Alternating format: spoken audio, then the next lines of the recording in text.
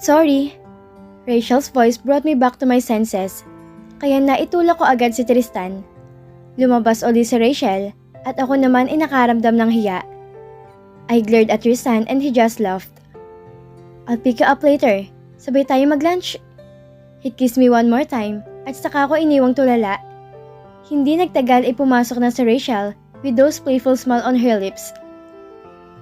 Kala ko ba may amnesia? She asked habang nilagay sa mesa ang mga papeles na dala niya. Bumalik ako sa upuan after fixing myself at patay mali siyang hinarap si Rachel. What happened to knocking before entering? Taas kilay kong tanong dito kaya lalo siyang napangisi. Okay, noted. Kakatok muna ako bago pumasok para hindi ako nakakahuli ng lalampong ang mga pusa sa oras ng trabaho. She laughed, kaya naman nahawa na rin ako. So ano na? Pinatawad mo na ba? Tanong niya pa sa akin. Wala pa rin siya maalala bro. At siguro hintayin ko na lang yon. Required pa ba yun? Halata naman kasing mahal mo pa. Naupo siya sa harap ko while staring at me. Paano ko hindi na siya makaalala? Hindi ko din alam bro. Bastang alam ko masaya ako. I still love him and I'm ready to let go of the pain and anger para makasimula kami ulit. Matapat na sabi ko sa kaibigan ko. Gulo yan. Zee will never approve it. Lalo na't si Jeric ang gusto niya para sa'yo. Hindi ako papayag na diktahan nila ako bro. Alam nila that they only treat Jeric as my friend. Ni hindi ko nga ma-imagine na magiging boyfriend kong taong yon. Ipaglalaban ko si Tristan sa pamilya ko. Mahal ko siya at hindi ako papayag sa gusto ni Papa. Sabay kami nag-lunch ni Tristan ng araw na ito and I couldn't help but to be happy dahil magkasama kami ulit just like the old days. Alam ko na hindi papayag si Papa at si Kuya pero wala sila magagawa sa desisyon ko na pagbigyan ng sarili ko na maging masaya ulit. Are you okay?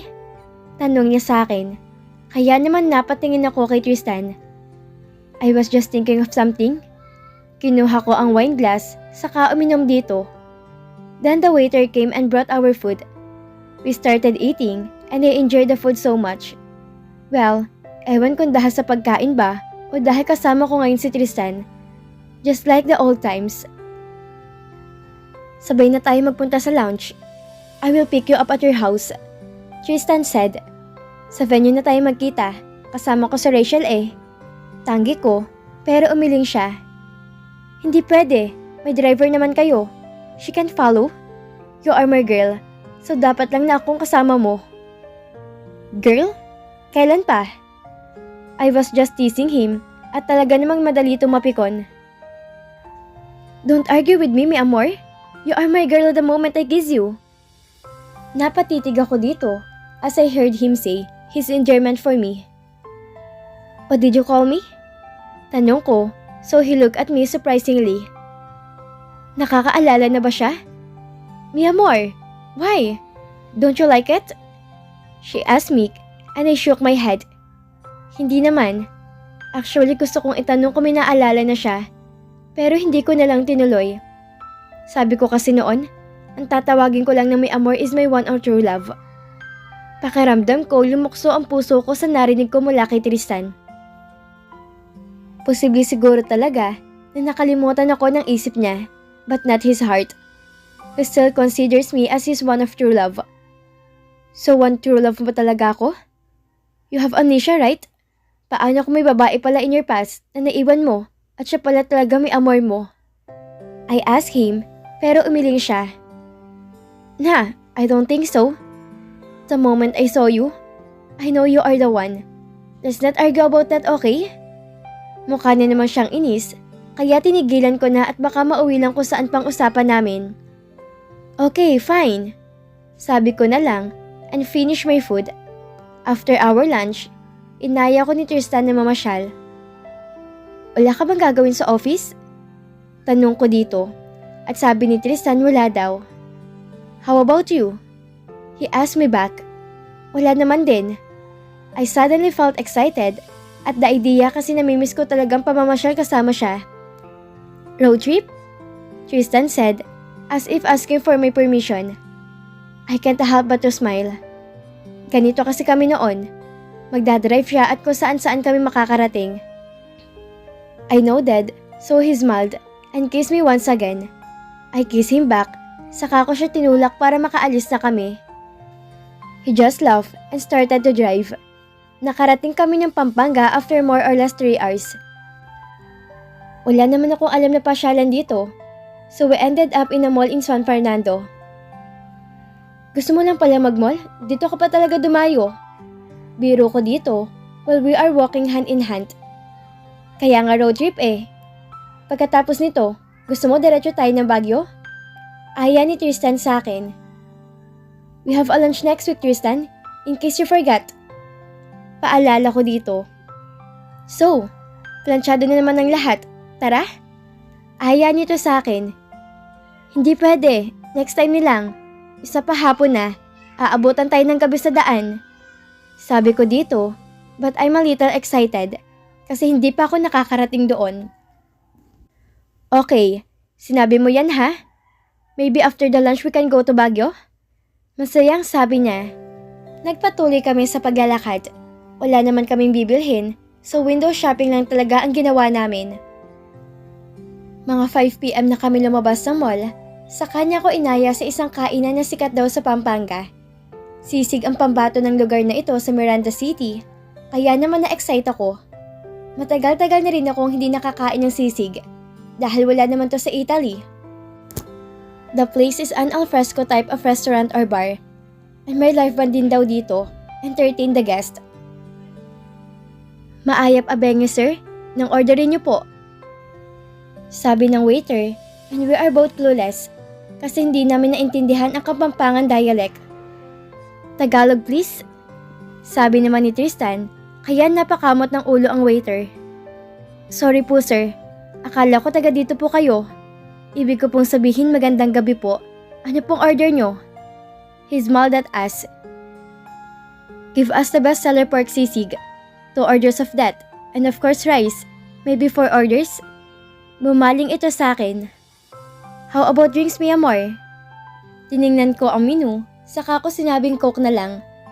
Masarap kasi itong kapares ng sisig. Do you want dessert? Tanong uli ni Tristan. Later na lang siguro? That will be all. Sabi niya sa waiter. The place is nice. Sabi ko, habang iniikot ang paningin sa lugar. Marami ang kumakain ngayon so I must say, na talaga masarap nga siguro ang pagkain dito. May natanaw pa nga ako nakapila sa labas. I guess they are waiting for an available table. Nakakain ka na ba dati dito? I asked habang binubuksan ko ang mineral water na in-order ko. Once pa lang. Actually, nasa college pa ako with my friends na mapunta kami dito. The place is small before. Ngayon, ang laki na ng pwesto nila. It seems like Tristan is feeling nostalgic upon coming here. Talaga? Gala siguro kayo noon kaya hanggang dito nakakarating kayo. Biro ko sa kanya. No. Actually si Damon ang may kasalanan eh. May dinedate siyang babae taga dito. Tapos hinatid niya kaya kasama kami. Then we discovered this place. Kwento niya pa sa akin. Our food came and I swear, amoy pa lang mukhang napakasarap na talaga ng sisig. Naglagay si Tristan ng toyo at kalamansi sa platito. Sa kanya piniga ang sili, then invited me to dig in. And it's true, masarap talaga ang sisig dito. Kakaiba siya sa pangkaraniwang sisig na natikman ko sa Manila noon. How is it? Tristan asked, and I just gave him a thumbs up. Istorbo kasi eh. Hindi nga ako makapaniwala. Nakaisa't kalahating kanin ako, habang naubos si Tristan ng iba. Hanggang ngayon, hindi pa rin talaga siya nagbabago. Malakas pa rin siya kumain. Then the band started playing, kaya naagaw nito ang atensyon ko. The vocalist has really good voice. Naramdaman ko ang paghawak ni Tristan sa kamay ko, so I looked at him. He was looking at me with so much love in his eyes. I have never felt this happy, mi amor. Hanggang ngayon hindi ko maintindihan kung bakit ganito nararamdaman ko towards you. Pero isa lang ang malinaw. Mahal kita, mi amor. Kailangan ko na ba siyang sagutin? Sa palagay ko naman alam ko nararamdaman ko para sa kanya. Natabunan lang to ng galit at sakit. But as I said, handa na ako magpatawad at magmahal ulit. Are you sure? What if he interrupted the things that I want to say? Wala akong pakaalam sa nakaraan, mi amor. All I know is I love you. And I think that is important kaysa sa alaalang nawala ko. Ngumiti ako sa kanya. Mahal din kita. Sagot ko dito. It felt so good to say those words again. I'm happy, and I won't let go of this happiness again. Naputol ang titigan namin na may marinig akong phone. It was Rachel. Shit! I mentally cursed dahil nakalimutan ko na pala siya. Hello bro? I said at napapikit ako sa haba ng sermon niya sa akin. Grabe lang ano? Nakipag-lunch ka lang kay Tristan, hindi ka na bumalik? Maingay na talak ni Rachel sa kabilang linya. Sorry na, nag-aya kasi si Tristan mag-road trip. Nakauwi ka na ba? Malambing na tanong ko dito, hoping na maalis ang galit niya sa akin. Aba malamang, bruha ka? Ano, papakapanis ako doon sa opisina mo kakahintay sa'yo? Natawa akong bahagya sa sinabi ni Rachel. Sorry na, promise bawi ako sa'yo. Lambing ko uli sa kanya. He? O nahimik ka? At saan ba kayo nakarating ng road trip nyo? Usisa niya. Napatingin ako kay Tristan na nakatitig lang sa akin. Nasa Pampanga kami bro. Grabe, ang layo ah. Di nag-aaya. Pagmamaktol niya. Siya sige, mag-iingat kayo pag-uwi. Umuwi ka dito ha? Baka makitulog ka pa. I instantly blushed upon hearing her. Sira talagang ulo nitong si Rachel? Sige na, bye. Paalam ko dito. After hearing one last song from the band, ay nag-aya na akong umuwi. Tristan paid the bill and we drove again, pabalik na Maynila.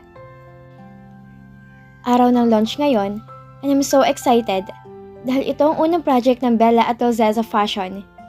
Being with Tristan for the past days makes me really happy. He always make me feel important and loved.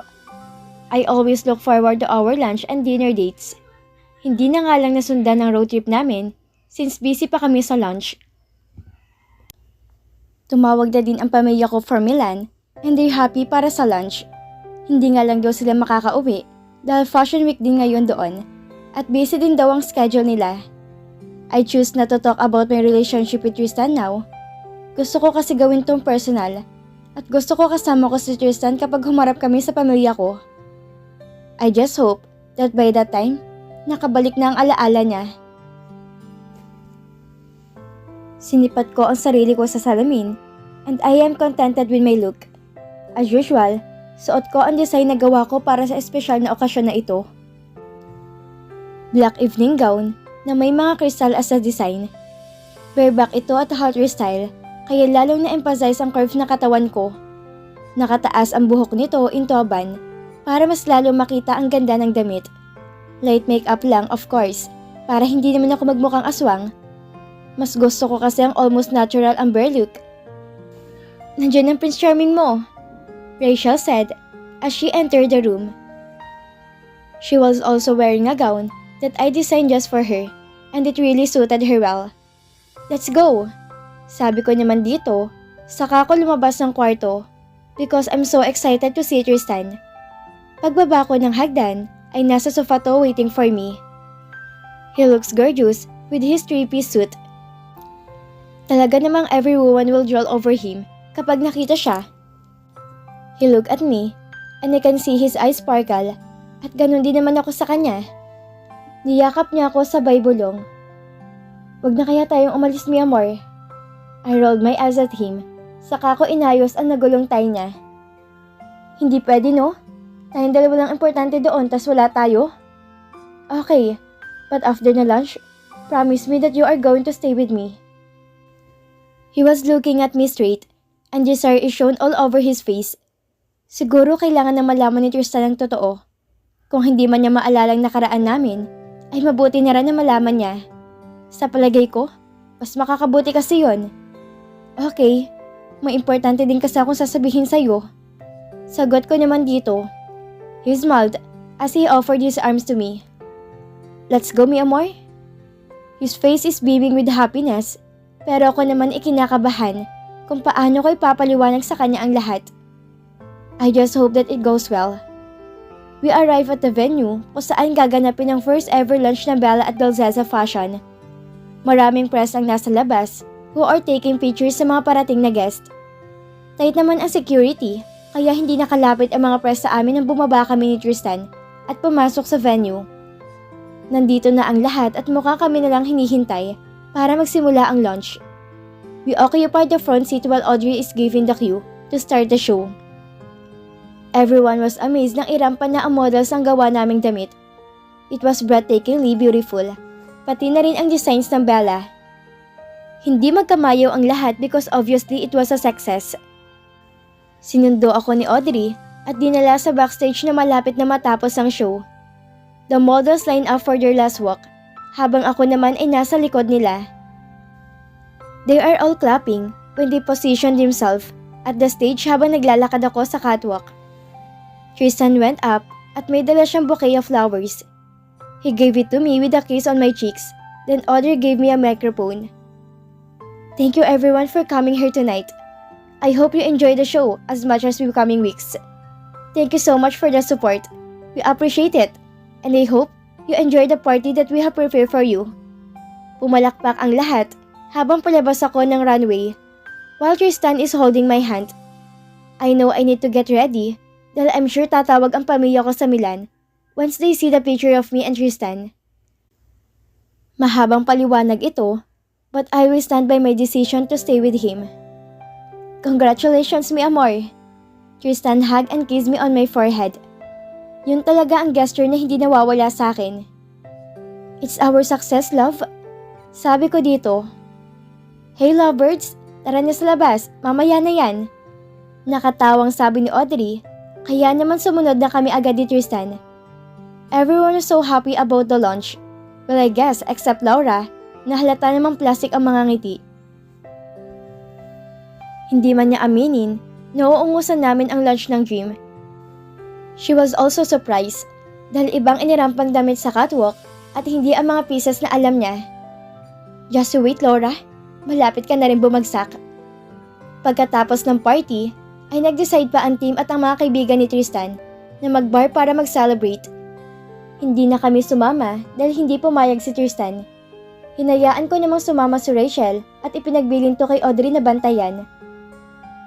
Hoy Denise, hindi na ako bata para bantayan. Inis niyang kontra sa akin. Concern lang naman kasi ako sa iyo, bro. Pang-aasar ko pa lalo dito. Sasama ka ba kay Tristan? Minaamoy akong event ah. Balik asar niya sa akin, kaya hinampas ko siya na mahina sa braso. Bahala ko kasing ipagtapat sa kanyang lahat, bro. I mean, sa tingin ko, mas okay kung alam niya yung nakaraan namin para makapagsimula na kami ulit. Sa palagay ko, bro, tama yan. Para na rin maalis ang bigat sa dibdib mo at para wala ka nang itago sa kanya. Sang-ayon naman ni Rachel. Let's go, mi amor. Tristan approached us. Kaya naman nagpaalam na din ako kay Rachel and Audrey. Saan ba tayo pupunta? Tanong ko habang pinapa-under ni Tristan ng kotse. Sa kondo na lang muna tayo, mi amor. And then after that, pwede na tayo magpunta ng Baguio. We deserve a break, don't you think? Nakaramdam ako ng kaba. After 3 years, makakapasok na uli ako sa kondo niya. But I guess it's okay. Mas mainam na doon na kami mag-usap dahil doon nagsimula ang gulo at doon namin tatapusin. Pagpasok namin sa loob, ay iba ang mga gamit na nito. The furniture have been changed as well as the arrangement. Welcome to my place, mi amor. Nasa likod ko sa Tristan and hugged me while kissing my exposed shoulder. Inikot niya ako paharap ng hardly kiss me. Wala naman ako magagawa kung hindi ang tugunin yon. He looked at me, then cleared his throat after that kiss. Can we? Pumikit si Tristan. Obviously, he can't find the right words to say. I want you, mi amor. Napayuko pa siya na parang nahihiya sa akin. Tristan, we need to talk first. Sabi ko dito, kaya para naman siyang natauhan. He sighed, then led me to the sofa. You want something to drink? Tanong niya sa akin pero umiling ako. Marami na din akong nainom na wine kanina sa party, so I declined. Naupo si Tristan sa harap ko and held my hand. I hope you are not breaking up with me. Seryoso ang mukha ni Tristan, kaya naman umiling ako. Of course not. He smiled and then he kissed my hands. Saka ko nagsimula magkwento kay Tristan. Tristan, we are together 2 years ago. May nangyari lang kaya tayo naghiwalay. We saw each other again but unfortunately, nakalimutan mo ko after trying to kill yourself. I looked at him and he stared at me. Maybe that is the reason why you feel that we have connection. Dagdag ko pa. What happened? Bakit tayo naghiwalay? Tanong ni Tristan na halatang naguguluhan. Huminga ako na malalim at saka ko inilahad sa kanya ang lahat ng nangyari. Kung paano kami nagkakilala, kung paano niya ako unang nakita, kung paano niya ako sinaktan which made me lose our baby. Wala akong itinago sa kanya. But I made it clear that I'm ready to forgive him. Kaso nagpunta siya sa US at wala na nga siya maalala pagbalik niya. Sinabi ko rin ang tungkol kay Laura and of course is Douglas. I told him my plans about them dahil sila ang may kagagawa ng lahat. Tristan, please say something. Tiningnan ko siya habang naglakad siya papalayo and faced the glass wall. Sinundan ko siya at niyakap mula sa likod niya. I did that to you? Hindi makapaniwala ang sabi ni Tristan. It's in the past, love. Kalimutan na natin yon at magsimula tayo muli. Wala tayong kasalanan sa mga nangyari. Naramdaman kong humugyog ang balikat niya. I let him cry habang tumutulo din ang luha ko. We should let go of the past, love. Let's forgive ourselves and forgive each other so that we can move on. I almost whispered in his ears. Niyakap niya ako. Sobrang higpit na parang mawawala ako sa kanya. Ngayon alam ko na kung bakit ako ganito sa'yo. I'm sorry, mi amor. I'm so sorry for hurting you. I love you and I forgive you, love. Let's just start over. Magtulungan tayo malampasan ng sakit. He nodded and we just hugged each other. Magaan ang pakaramdam ko dahil sa wakas, alam na ni Tristan ang lahat at wala na akong dapat itago sa kanya. Nanatili lang kami magkayakap ni Tristan pagkatapos kong ikwento sa kanya ang mapait na nakaraan. Galit ako kay Laura at Douglas at the same time, galit na galit siya sa sarili niya. I asked him to forgive himself because that is the only way that we can move on. I will kill them. Banta pa ni Tristan pero niyakap ko siya. No, you won't. May plano na ako para sa kanila. Let's just stick to that. Hindi ka mamamatay tao para gawin yan. Kontra ko dito. Daddy, nasaan ako ngayon? Kailan babalik ang alaala ko, mi amor? I know he was devastated upon knowing what happened to our baby. Hindi natin gusto nangyari. Biktima lang tayo, love.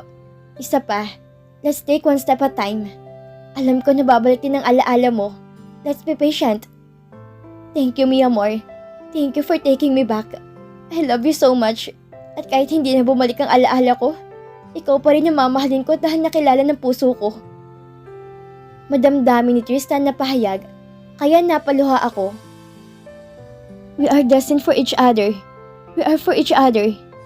He kissed me with so much love, so I kissed him back just to make him feel that I am here. That I love him, that I forgive him. When we are both calm, we decided to go to sleep. Dahil siguro sa mga nalaman niya, ay nawala sa loob ni Tristan ang balak niya kanina. And I'm okay with that. Sa ngayon ang gusto ko lang ay mayakap at makatabi siya sa pagtulog. I wore his shirt and boxers after taking a shower. Dahil wala na ang mga damit na naiwan ko dito.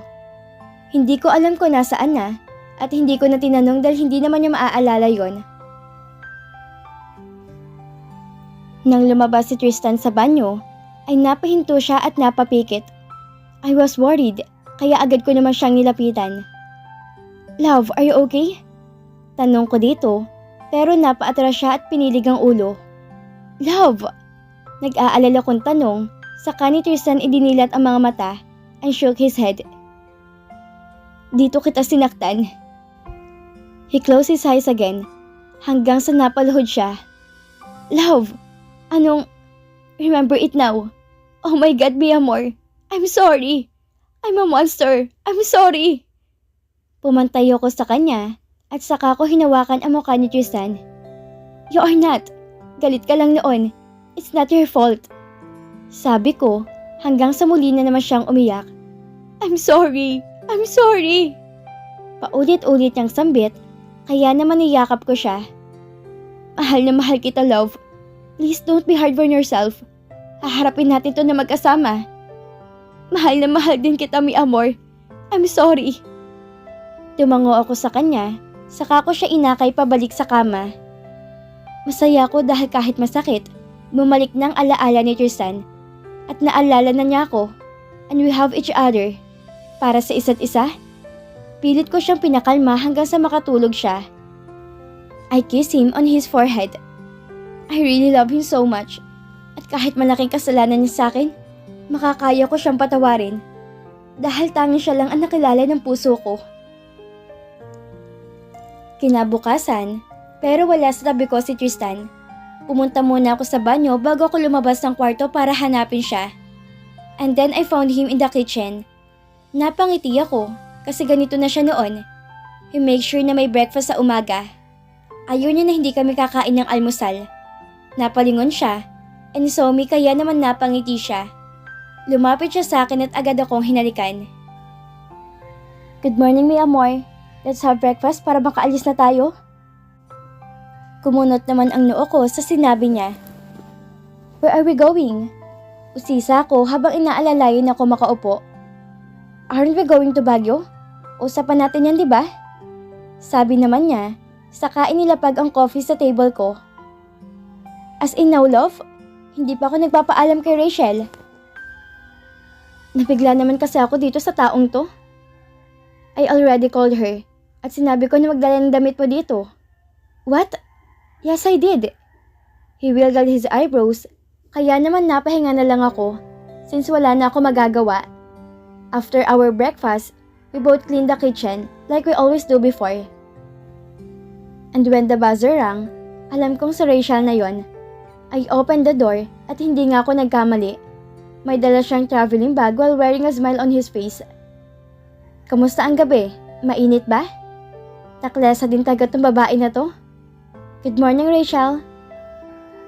Sabi ko sa kanya saka ko siya pinapasok. Hi, Tristan. Good morning. Bati niya na nakitang palabas to sa kitchen. Hi, Rachel. You want breakfast? He offered, pero tumanggi ang kaibigan ko. Next time, Tristan, aalis din ako agad. Dinala ko lang yung gamit ni Denise. Nito, sabay abot ng bag sa akin. Thank you, Rachel. Ayusin ko lang din ang mga gamit ko. Sabi pa nito, na makaalis si Tristan ay napaupo si Rachel sa sofa. Nasaan ba yung phone mo? Bruha ka, tawag ng tawag si Zio mula pa kanina. She sounded worried, kaya agad kong hinanap ang phone ko. Naiwan ko pala to sa bag ko at hindi ko na naalala sa dami ng nangyari kagabi. Anong sabi mo? Nag-aalalang tanong ko. Sinabi ko tulog ka pa at paalis kayo kaya ikaw na lang ang tawagan. Nakaka-stress si Zio? Maktol niya sa akin. I'm sorry bro, ako nang bahala kay Papa. Sagot ko naman dito. Kailangan mo magpaliwanag sa kanila bro. Alam mo naman siguro kung anong ibig sabihin. Napapikit ako at nakaramdam ng kaba, although inaasahan ko na naman na to. Aalis na ako. Uuwi muna ako sa amin since Sunday naman ngayon. Akong bahala sa office dahil alam ko na hindi kayo babalik agad. Yumakap si Rachel sa akin, saka siya nagpaalam. I took my phone from my bag na makaalis si Rachel at eksakto na tumatawag si Papa. Naka-silent mode pala to buhat kagabi, kaya hindi ko talaga marinig ang tawag niya. I cleared my throat bago ko sagutin ang phone. Pronto, Papa? Sagot ko dito at inihanda ko na ang tenga ko sa mga katanungan niya. You are not answering my calls since last night. Where are you? Okay. So galit talaga siya sa akin. Excuse me, Papa.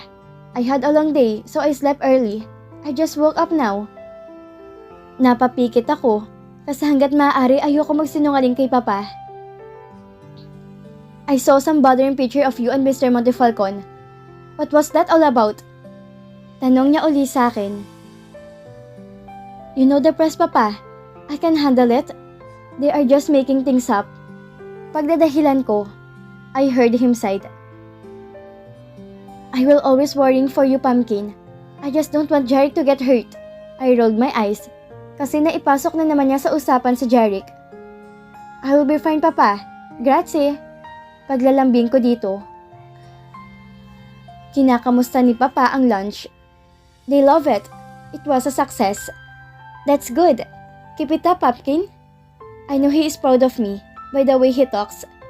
Grazie, Papa. Okay, Pumpkin. Take care of yourself. Ti amo. I love you too, Papa. Take care too, okay? Nagpaalam na ako at paglingon ko nandun na pala si Tristan. Si Papa tumawag. Tapos ka na ba? Tanong ko sa kanya. They don't like me, right?